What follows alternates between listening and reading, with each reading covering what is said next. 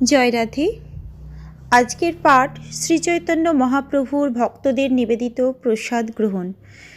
শ্রীচৈতন্য চরিতামৃত অন্তলীলাখণ্ড 10ম পরিচ্ছেদ। শ্রীল ভক্তিবিনোদ ঠাকুর তাঁর অমৃত প্রবাহ ভাষ্যে 10ম পরিচ্ছেদে সংক্ষিপ্ত সার বর্ণনা করেছেন। রথযাত্রা উৎসবের প্রাক্কালে সমস্ত গৌড়ীয় ভক্তগণ যথারীতি পূর্বের ন্যায় জগন্নাথপুরীতে যাত্রা করলেন। রাঘব পণ্ডিত শ্রীচৈতন্য মহাপ্রভুর জন্য বহুবিধ খাদ্য সামগ্রী সঙ্গে নিয়ে চললেন। এই খাদ্য সামগ্রী তাঁর ভগিনী দময়ন্তী রন্ধন করেছিলেন এবং মজুদ এই খাদ্য সামগ্রীর রাঘবের ঝালি নামে প্রসিদ্ধ। পানিহাটির নিবাসী মকরধ্বজ কর রাঘবের ঝালির মুন্সিব হয়ে চললেন। ভক্তগণ যেদিন জগন্নাথপুরী পৌঁছলেন সেই দিন নরেন্দ্র সরোবরের জলে কেলি করে গোবিন্দদেব আনন্দ উপভোগ করেছিলেন। শ্রীচৈতন্য মহাপ্রভুও ভক্তদের নিয়ে জলক্রীড়া করলেন। পূর্ববৎ শ্রীচৈতন্য মহাপ্রভু গুন্ডিচা মার্জন উৎসব করলেন এবং প্রসিদ্ধ শ্লোক জগমোহন পরিমুন্ডা যাও কীর্তন হয়েছিল। কীর্তনের শেষে তিনি সমস্ত ভক্তদের মধ্যে প্রসাদ বিতরণ করলেন এবং নিজেও কিছুটা গ্রহণ করলেন। তারপর বিশ্রামের জন্য তিনি গম্ভীরার দ্বারে শয়ন করলেন। গোবিন্দ কোনো প্রকারের নিকটে এসে পাদ সম্বাহন করলেন। বার না হতে পাড়ায় গোবিন্দের সে দিবস প্রসাদ সেবা হয়নি। গোবিন্দের এই চরিত্রের থেকে শিক্ষণীয় যে আমরাও অনেক সময় ভগবানের সেবার জন্য অপরাধ করে থাকি, কিন্তু তা নিজেদের ইন্দ্রিয় তৃপ্তির জন্য নয়। গৌড়ীয় ভক্তগণ শ্রীচৈতন্য মহাপ্রভুর সেবার জন্য যা যা দিয়েছিলেন, মহাপ্রভুর ব্যক্তিগত সেবক গোবিন্দ সকল খাদ্য তাকে খাওয়ালেন। বৈষ্ণবগণ ঘরে ঘরে শ্রীচৈতন্য মহাপ্রভুকে নিমন্ত্রণ করে খাওয়ালেন। মহাপ্রভু শিবানন্দ সেনের পুত্র চৈতন্য দাসের নিমন্ত্রণ গ্রহণ করে সেখানে দধি ভাত ভোজন করলেন। বন্দে শ্রীকৃষ্ণ চৈতন্যং ভক্তানুগ্রহ কাতরম যেন কেনাপি সন্তুষ্টং ভক্ত দত্তেন শ্রদ্ধায়া।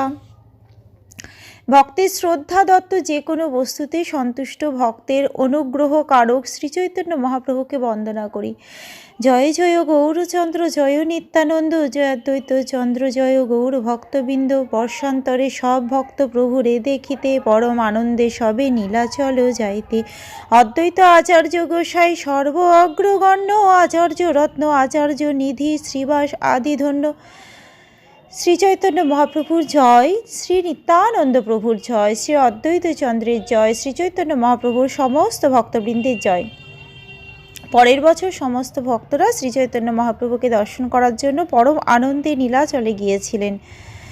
অদ্বৈত আচার্য গোসাই ছিলেন তাদের অগ্রগণ্য। তিনি বঙ্গদেশের সেই ভক্তদের নেতৃত্ব করেছিলেন। তার সঙ্গে ছিলেন আচার্য রত্ন আচার্য নিধি শ্রীবাস ঠাকুর প্রমুখ মহান ভক্তবৃন্দ। যদ্যপি প্রভুর আজ্ঞা গৌড়ে রহিতে, তথাপি নিত্যানন্দ প্রেমে চলিলা দেখিতে। অনুরাগের লক্ষ্য নেই বিধি নাহি মানে, তার আজ্ঞা ভাঙ্গে তার সঙ্গেরও কারণে। শ্রীচৈতন্য মহাপ্রভু যদিও নিত্যানন্দ প্রভুকে বঙ্গদেশে থাকার আদেশ দিয়েছিলেন, কিন্তু তার সত্ত্বেও নিত্যানন্দ প্রভু মহাপ্রেমে শ্রীচৈতন্য মহাপ্রভুকে দর্শন করতে গিয়েছিলেন। প্রকৃতপক্ষে অনুরাগের এইটি লক্ষণ, তা কোনো রকম বিধি মানে না।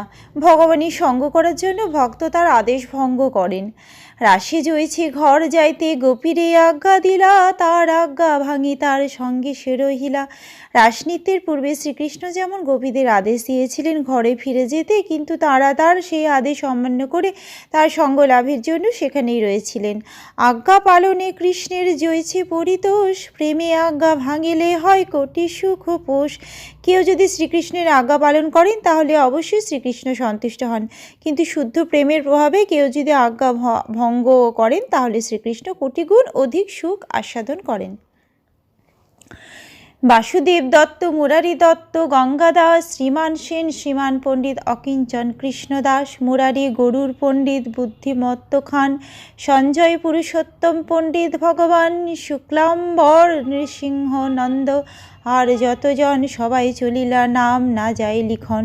বাসুদেব দত্ত, মুরারি গুপ্ত, গঙ্গাদাস, শ্রীমান সেন, শ্রীমান পণ্ডিত, আকিঞ্চন কৃষ্ণদাস, মুরারি গরুর পণ্ডিত, বুদ্ধিমন্ত খান, সঞ্জয় পুরুষোত্তম, ভগবান পণ্ডিত, শুক্লাম্বর ব্রহ্মচারী, নৃসিংহ নন্দ ব্রহ্মচারী প্রমুখ বহু ভক্ত জগন্নাথপুরীতে চললেন। তাদের সকলের নাম উল্লেখ করা সম্ভব নয়। কুলিন গ্রামী খণ্ডবাসী মিলিলা আসিয়া, শিবানন্দ সেন চলিলা সবারে লইয়া। কুলীন গ্রামবাসী এবং খণ্ডবাসীরা এসে তাদের সঙ্গে মিলিত হলেন এবং শিবানন্দ সেন তাদের সকলকে নিয়ে চললেন। রাঘব পণ্ডিত চলে ঝালি সাজাইয়া, দময়ন্তী যত দ্রব্য দিয়াছে করিয়া, নানা অপূর্ব ভক্ষ্য দ্রব্য প্রভুর যজ্ঞ ভোগ, বৎসরে প্রভু যাহা করেন উপযোগ। তার ভগ্নী দময়ন্তী দেবীর তৈরি নানা রকম খাদ্য সম্ভার ঝালিতে সাজিয়ে রাঘব পণ্ডিত চলেছিলেন। শ্রীচৈতন্য মহাপ্রভুর যজ্ঞ নানা রকম অপূর্ব খাদ্যদ্রব্য দময়ন্তী দেবী তৈরি করেছিলেন, যা শ্রীচৈতন্য মহাপ্রভু 1 বছর ধরে আহার করতেন। আম্র কাসন্দি, আদা কাসন্দি, ঝাল কাসন্দি নাম, নেম্বু আদা আম্রকলি বিবিধ বিধান, আমিষ আমখণ্ড তৈলাম্র আম সত্তা, যত্ন করি গুন্ডা করি পুরানো সুকুতা। রাঘব পণ্ডিতের ঝালিতে ছিল আম্র কাসন্দি, আদা কাসন্দি, ঝাল কাসন্দি, নেম্বু আদা, আম্রকলি, আমশি, আমখণ্ড, তৈলাম্র এবং আমসত্তা। বহু যত্নে দময়ন্তী দেবী শুকুতার তিতো সবজি শুকিয়ে গুঁড়ো করে দিয়েছিলেন।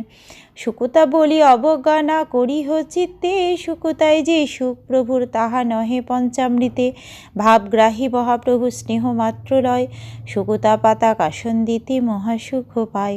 শুকুতা বলি তাকে মনে মনে অবজ্ঞা করবেন না, কেননা শুকুতা খেয়ে শ্রীচৈতন্য মহাপ্রভু যে সুখ পান পঞ্চামৃততেও দুধ, ঘি, দই, মধু এবং চিনি দিয়ে তৈরি এক অতি উপাদেয় খাদ্যে তিনি তত সুখ পান না। ভাবগ্রাহী মহাপ্রভু কেবল সুস্নেহ মাত্রই গ্রহণ করেন। শুকুতা পাতা, কাসন্দি ইত্যাদি সাধারণ খাবার খেয়ে তিনি মহা সুখ পান। মনুষ্য বুদ্ধি দময়ন্তী করে প্রভুর পায়ে, গুরু ভোজনে উদরে কভু আম হইয়া যায়। শ্রীচৈতন্য মহাপ্রভুর প্রতি তার স্বাভাবিক প্রেমের বশে দময়ন্তী দেবী তাকে একজন সাধারণ মানুষ বলে মনে করতেন। তাই তিনি আশঙ্কা করতেন যে অধিক আহার করার ফলে তার উদরে আম হয়ে যায়। শুদ্ধ প্রেমের বশে গোলক বৃন্দাবনের কৃষ্ণ ভক্তরা কৃষ্ণকে তাদেরই মতো একজন সাধারণ মানুষ বলে মনে করে তাকে ভালোবাসেন। কৃষ্ণকে তাদেরই মতো একজন সাধারণ মানুষ বলে মনে করলেও কৃষ্ণের প্রতি তাদের প্রেম ছিল অন্তহীন। তেমনি গভীর প্রেমের বশে রাঘব পণ্ডিত এবং তার ভগ্নী দময়ন্তী দেবী শ্রীচৈতন্য মহাপ্রভুকে একজন সাধারণ মানুষ বলে মনে করতেন, কিন্তু তার প্রতি তাদের প্রেম ছিল অন্তহীন। অধিক আহারের ফলে সাধারণ মানুষের অম্লপিত্ত নামক রোগ হওয়ার সম্ভাবনা থাকে, যার ফলে উদরে অম্ল হয়। দময়ন্তী দেবী মনে করেছিলেন যে শ্রীচৈতন্য মহাপ্রভুরও সেরকম হতে পারে। শুকুতা খাইলে সেই আম হইবে নাশ, এই স্নেহ মনে ভাবি প্রভুরও উল্লাস। ঐকান্তিক স্নেহের বশে তিনি মনে করেছিলেন যে শুকুতা খেলে সেই আমের নিরাময় হবে।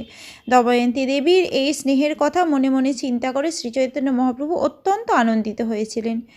প্রিয়েন সংগ্রথ বিপক্ষ সন্নিধা, বুপাহিতাং বক্ষসি পিব রস্তনি, সৃজং ন কাচিদিজহৌ জলাবিলাং বসন্তি হি প্রেমনি গুণান বস্তনি।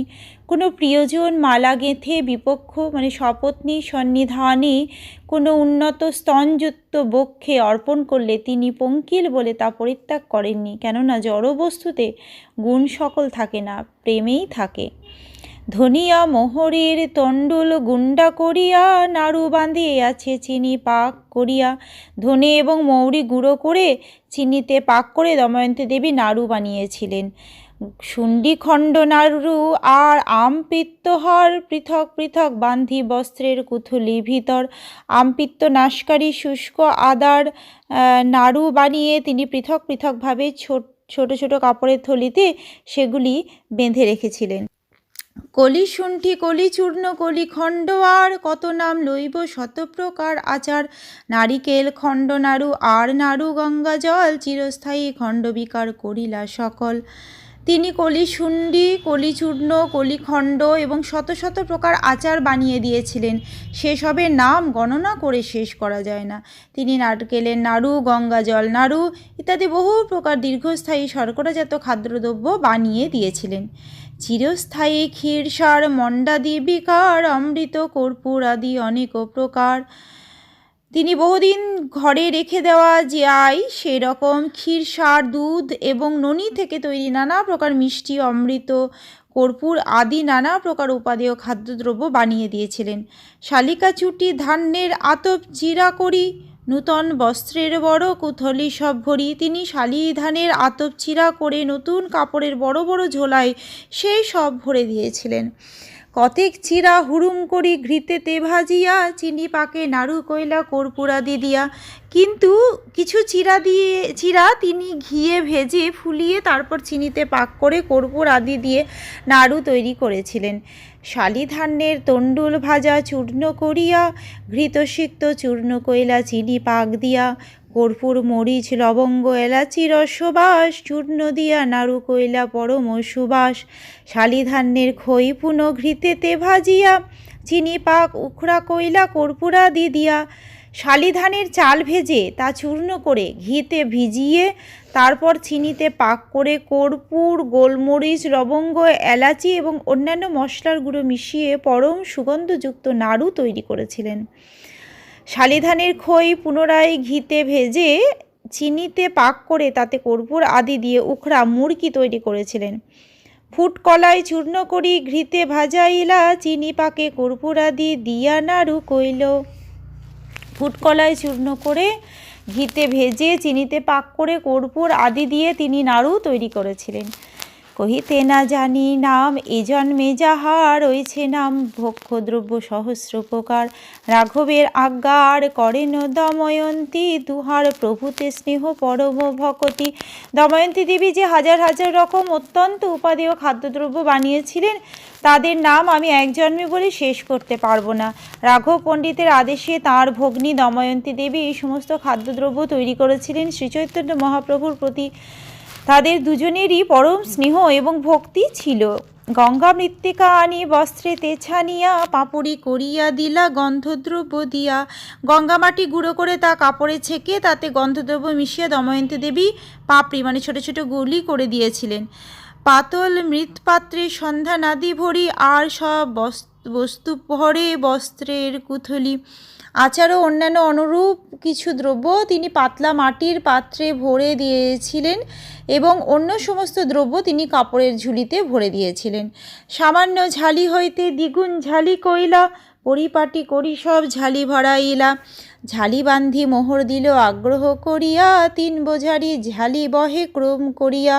সংক্ষেপে কহিল এই ঝালির বিচার, রাঘবের ঝালি বলি বিখ্যাতি যাহার। ছোট ঝালি থেকে তিনি দ্বিগুণ বড় ঝালি করলেন এবং তারপর পরিপাটি করে সমস্ত ঝালিগুলি ভরলেন। ঝালি বেঁধে সেগুলি তিনি মোহরের ছাপ দিয়ে বন্ধ করে দিলেন এবং তিনজন বাহক সেই বোঝাগুলি ক্রম করে বয়ে নিয়ে যাচ্ছিল। রাঘবের ঝালি বলে বিখ্যাত এই ঝালির কথা আমি সংক্ষেপে বর্ণনা করলাম। ঝালির উপর মুন্সিব মকরধ্বজকর প্রাণরূপে ঝালি রাখে হইয়া তৎপর। এই সমস্ত ঝালির তত্ত্বাবধায়ক ছিলেন মকরধ্বজকর, যিনি অত্যন্ত সাবধানতার সঙ্গে তার প্রাণের মতো এই সমস্ত ঝালিগুলি আগলে রাখছিলেন। এই মতো বৈষ্ণব সব নীলাচলে আইলা, দৈবে জগন্নাথের সেদিন জল লীলা। এইভাবে সমস্ত বৈষ্ণবেরা নীলাচলে এসে পৌঁছলেন। দৈবক্রমে সেই দিনটি ছিল জগন্নাথ দেবের জল লীলা মহোৎসবের দিন। নরেন্দ্রের জলে গোবিন্দ নৌকাতে চড়িয়া, জলক্রীড়া করে সব ভক্তগণ লইয়া। সেই দিন গোবিন্দদেব নৌকায় চড়ে নরেন্দ্র সরোবরের জলে সমস্ত ভক্তদের নিয়ে জলক্রীড়া করছিলেন। সেই কালে মহাপ্রভু ভক্তগণ সঙ্গে নরেন্দ্রে আইলা দেখিতে জলকেলি রঙ্গে। সেই সময় শ্রীচৈতন্য মহাপ্রভু তার ভক্তদের সঙ্গে নিয়ে নরেন্দ্র সরোবরে জগন্নাথ দেবের জলকেলি দেখতে এলেন। সেই কালে আইলা সব গৌড়ের ভক্তগণ, নরেন্দ্রেতে প্রভুর সঙ্গে হইল মিলন। ভক্তগণ পড়ে আসি প্রভুর চরণে, উঠাইয়া প্রভু সবারে কইলা আলিঙ্গনে। সেই সময় ভক্তদেশে সমস্ত ভক্তরা সেখানে এসে পৌঁছলেন এবং নরেন্দ্র সরোবরে শ্রীচৈতন্য মহাপ্রভুর সঙ্গে তাদের মিলন হলো।